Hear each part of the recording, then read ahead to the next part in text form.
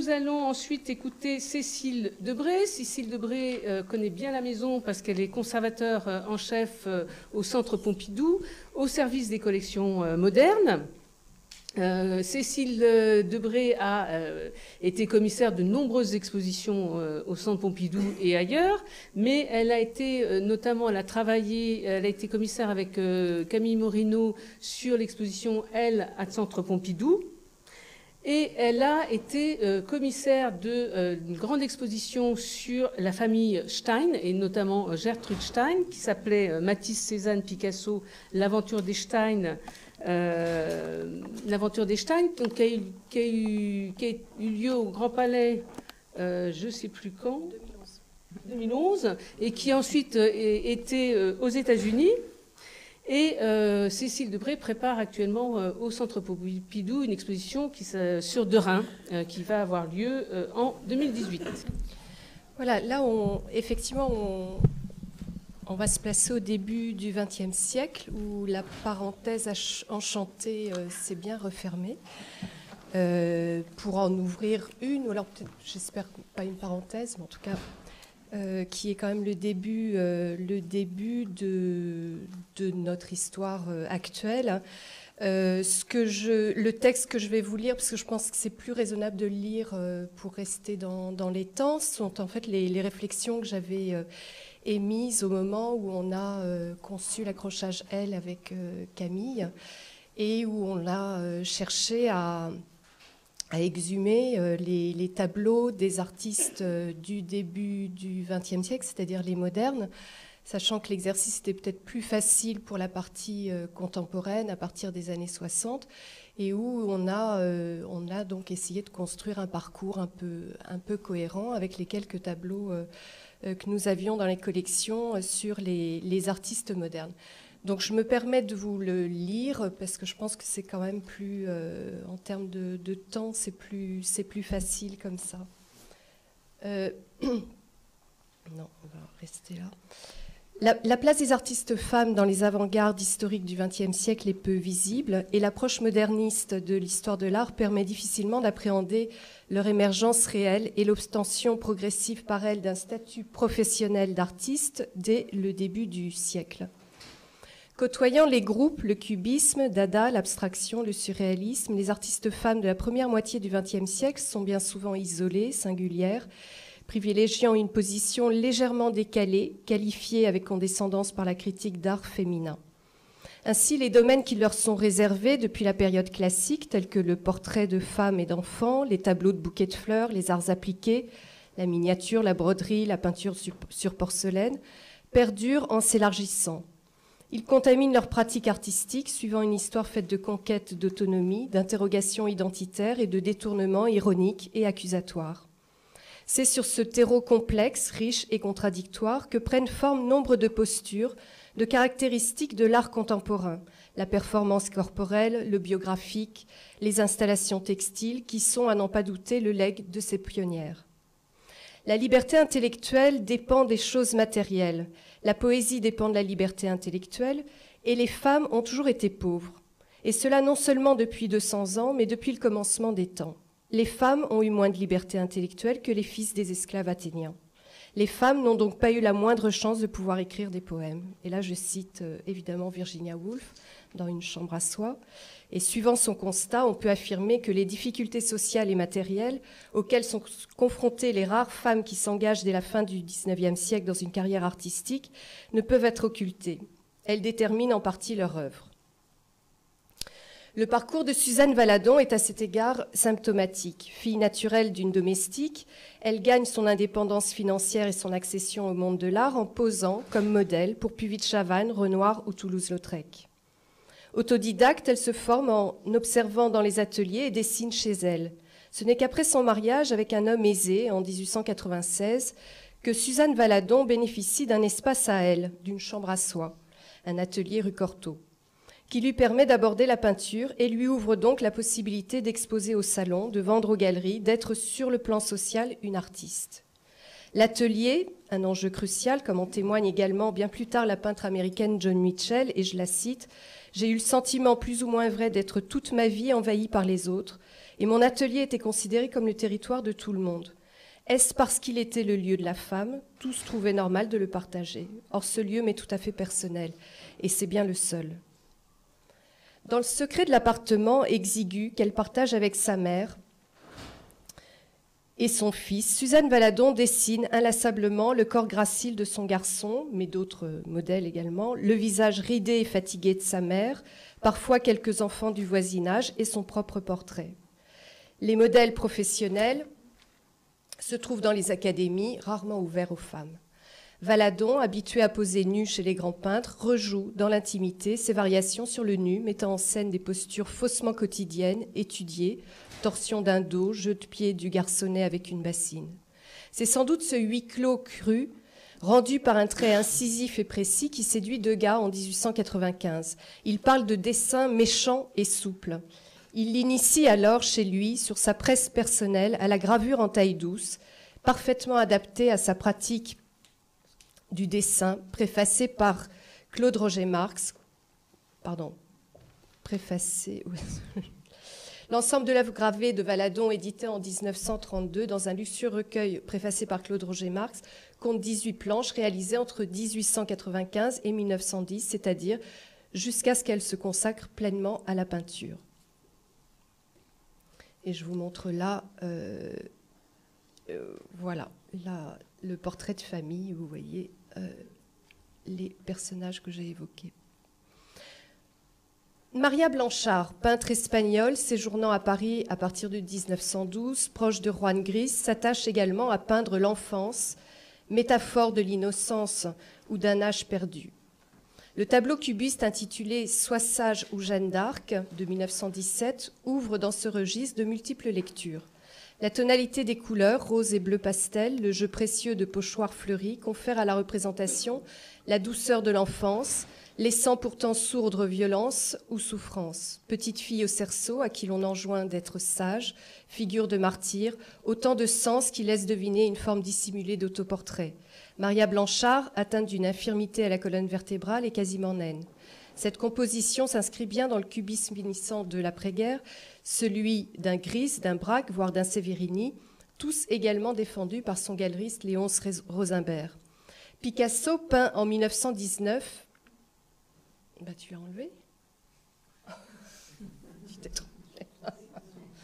Parce que, bon, voilà, il y avait donc le Picasso peint en 1919, La fille au cerceau, tableau qui prend vraisemblablement sa source dans les portraits photographiques d'enfants.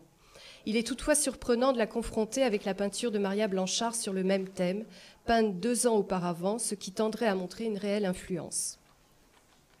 Il est dans nos collections, vous pourrez le voir sur le site du centre.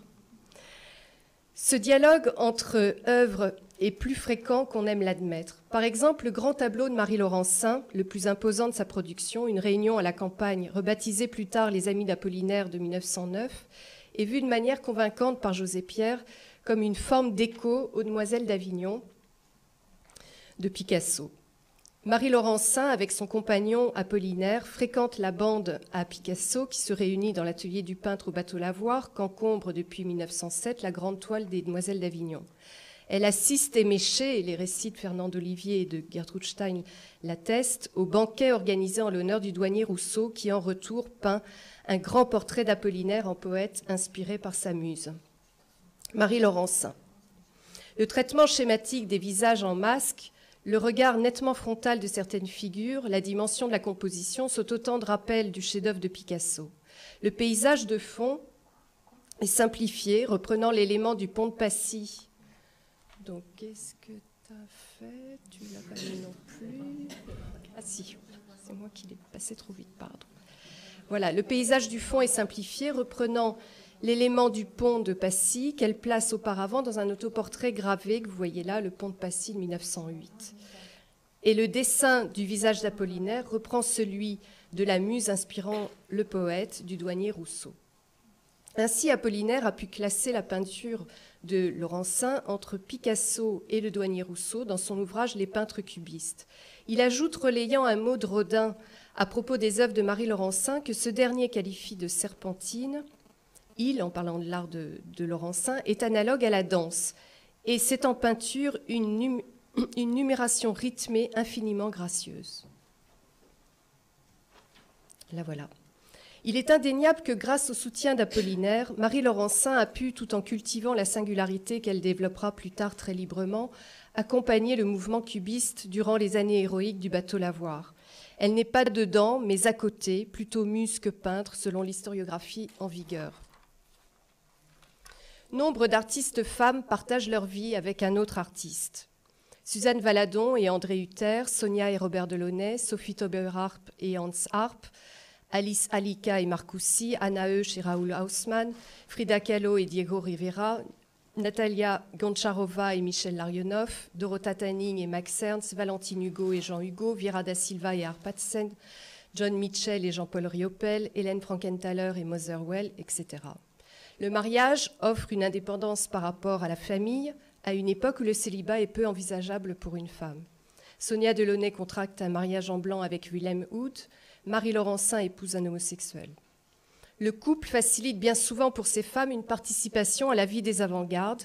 Anna Heusch, que je vous montre ici, Anna Heusch en témoigne à plusieurs reprises lorsqu'elle évoque les manifestations Dada de Berlin. Elle qualifie pourtant sa liaison de 7 ans avec Raoul Haussmann de période d'apprentissage difficile et douloureux. Dorota Tanning se souvient des réunions des surréalistes autour d'André Breton, auxquelles elle assiste muette et en retrait. Et Alice Alika, dans ses souvenirs, laisse entendre que c'est pendant la guerre, en l'absence de son mari, qu'elle connaît la phase la plus créative et la plus intense de son travail de peintre, activité très vite réfrénée au retour de celui-ci à sa demande. Certaines avant-gardes, Dada, surréalisme, avant-garde russe, prônent une liberté sexuelle dans le cadre d'une révolution politique et sociale. Raoul Haussmann, dans son texte à propos de la Révolution mondiale, défend la suppression des droits de propriété de l'homme sur la femme, de la famille et de ses valeurs infériorisantes, ainsi que la création d'une communauté à économie communiste fonctionnant avec une libération simultanée de la sexualité. Je le citais. Le surréalisme, à l'inverse du virilisme du futurisme, place la femme au cœur d'une exaltation esthétique et érotique, beauté convulsive qui, paradoxalement, reconduit un statut de femme-objet. Pourtant, le mouvement international du surréalisme entraîne dans son sillage beaucoup d'artistes femmes, qui y trouvent un cadre artistique et théorique pour leur recherche introspective, identitaire, une volonté de déconstruire les valeurs d'une société bourgeoise oppressive, famille, maternité, domination masculine. Dorota Tanning, que vous voyez ici, dans son portrait de famille de 1954, use d'un style naturaliste perverti par un jeu sur l'échelle, peint un père omniprésent et étouffant, une mère domestique écrasée à la taille du chien, une fille au regard médusé, quasiment psychotique. Anna Heusch met en évidence, à travers le photomontage, une identité éparpillée, fragmentée, un réel chaotique non harmonieux. Dans le collage Mutter de 1930, elle appose un fragment de bouche et de menton sur un masque africain. Le buste laisse deviner une poitrine lourde et fatiguée. Le raccourci du collage suggère ainsi de multiples significations, la dimension ancestrale et primitive de la maternité, son poids et l'aliénation qu'elle suscite, le mystère et la monstruosité de l'enfantement. Les variations sur le corps, sur l'anatomie, depuis les nus de Valadon, les collages de Remedio Varo, la leçon d'anatomie de 1935 que vous voyez là, jusqu'au monstre l'Autréamonien de Judith Riegel, Ils ont soif insatiable de l'infini, de 1950. Toutes ces œuvres sont dans nos collections. Ou, en passant par les dessins fantasques de Marie Laurencin, comme son Hermaphrodite, ce dessin de 1955, interroge indirectement la question de l'identité sociale et sexuelle. Cette quête d'identité est au cœur de l'œuvre de la peintre mexicaine Frida Kahlo. La peinture vient là comme mode d'introspection fantasmatique ou onirique, de récits autobiographiques, symboliques, réparateurs. Vie sentimentale avec Diego Rivera, expression d'un corps souffrant déçu d'une fracture de l'épine dorsale. Les autoportraits abondent dans son œuvre. Le petit tableau The Frame de 1937, acheté par l'État français vraisemblablement à la suite de l'exposition Mexique qu'organise Breton en 1939 à la galerie Renou École, reprend le dispositif d'un ex-voto. Frida Kahlo place son effigie au centre de la composition ornementale d'un fixé sous verre de production artisanale mexicaine. Affirmation de racines culturelles en vogue dans le Mexique révolutionnaire, l'emprunt aux arts populaires confère une dimension magique à la représentation du visage de l'artiste émergeant dans un halo coloré. Le néo-primitivisme de l'art russe des années 1910 s'inscrit dans un contexte révolutionnaire similaire. Natalia Goncharova, chef de proue du mouvement aux côtés de son compagnon Michel Larionov ou des frères Bourliuk, puise son inspiration dans l'image populaire, la xylographie, la broderie, les meubles et la vaisselle peinte, les icônes, opposant à la culture savante occidentale une culture slave vernaculaire, un génie populaire. Et je la cite. Le cubisme n'est pas une mauvaise chose en soi, bien qu'il ne soit pas un phénomène tout à fait nouveau, surtout en Russie. C'est dans ce style que les Scythes de bienheureuse mémoire exécutaient leur camienne babi, que sont vendus dans nos marchés de poupées de bois d'une étonnante beauté. Les femmes ont joué un rôle déterminant dans cette revalorisation des arts populaires dits mineurs, à l'égard de celui unique qu'elles ont eu dans les avant-gardes russes des années 1910 et 1920. Contexte révolutionnaire de 1905, composante matriarcale de la société russe, les facteurs sont sans doute mêlés. Les noms illustres qui dominent les courants russes du cubofuturisme, du suprématisme, du constructivisme sont souvent féminins.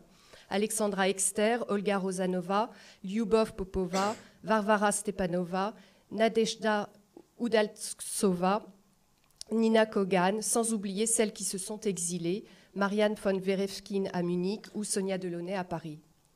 À l'instar de Nathalie Goncharova, Sonia Delaunay, qui quitte la Russie dès 1908, invoque ses racines ukrainiennes pour caractériser son art, et je la cite. « Je suis attirée par la couleur pure, couleur de mon enfance, de l'Ukraine, souvenir de noces paysannes de mon pays, où les robes rouges et vertes ornées de nombreux rubans volaient en dansant. » Tout comme Suzanne Valadon, qui trouve ses modèles parmi ses familiers, la jeune Sophia Terk, future Sonia Delaunay, peint une petite fille du voisinage lors d'un séjour dans la résidence d'été de son oncle en Finlande, que vous voyez là, mais aussi Philomène, une couturière au service de la famille, dans des compositions violemment colorées, aux dessins rudes, très proches des tableaux de Goncharova, tels Les Lutteurs ou le portrait de Larionov et de son ordonnance de 1911. Toutes deux expriment à travers leur production artistique une spontanéité assumée, une énergie créatrice exceptionnelle. La première exposition personnelle de Goncharova, à Moscou en 1913, compte plus de 700 œuvres. Elle a 32 ans. Sonia Delaunay, ruinée à l'issue de la Révolution de 1917, subvient aux besoins de sa famille et devient une créatrice de mode et une décoratrice renommée. Il est frappant de voir comment, à travers les arts appliqués, elle développe ses recherches sur l'abstraction, sur le contraste simultané, sur le décoratif, en des directions qui s'avéreront très fertiles. Le travail sur le livre et le texte, lors de l'invention du livre simultané, de la prose du transsibérien et de la petite Jeanne de France de 1913 de Blaise Cendrars, les robes-poèmes qui inspirent le fameux poème de Cendrars, sur la robe, elle a un corps, les habits-poèmes avec Tristan Tzara, Vincent Huidobro, Philippe Soupeau, les décors et costumes pour le ballet pour le ballet ou le théâtre, les échanges entre les domaines de la danse et du théâtre et celui des arts plastiques sont extrêmement intenses et novateurs dans les années 1920, notamment avec les ballets russes de Diaghilev. Ils s'accompagnent souvent d'une nouvelle approche du corps, largement portée par des femmes. Outre les pionnières, telles Loie Fuller ou Isadora Duncan, on songe ici aux chorégraphies de la plasticienne Sophie Teuber-Harp, à certaines pages du journal d'Hélène Essel, son journal d'Hélène, ou encore au souvenir de Sonia Delaunay défendant le naturisme. Libération de la couleur, libération du corps, l'époque des garçons, les années 20 et 30, marque une étape dans les débats autour de la question de l'identité sexuelle. L'homosexualité féminine s'affirme plus ouvertement. Nombre de femmes s'habillent en hommes, cherchant la voie d'un genre neutre. Gertrude Stein se mesure par son écriture à Picasso, s'estimant à l'égal de son génie. Virginia Woolf publie Une chambre à soi en 1929, essai sur les femmes et l'écriture, plaidoyer pour une nécessaire indépendance économique des femmes. Et dans son roman Orlando de 1928, elle campe un héros au double genre, tantôt homme, tantôt femme. Romaine Brooks, compagne de Nathalie Clifford Barney, l'auteur de Pensée d'une Amazone, dont le salon saphique est resté célèbre, décline 2 autoportraits, l'un chevelure au vent, jeune femme romantique en dialogue implicite avec le poète Gabriel D'Annunzio, et l'autre portant chapeau haute forme et complet noir masculin.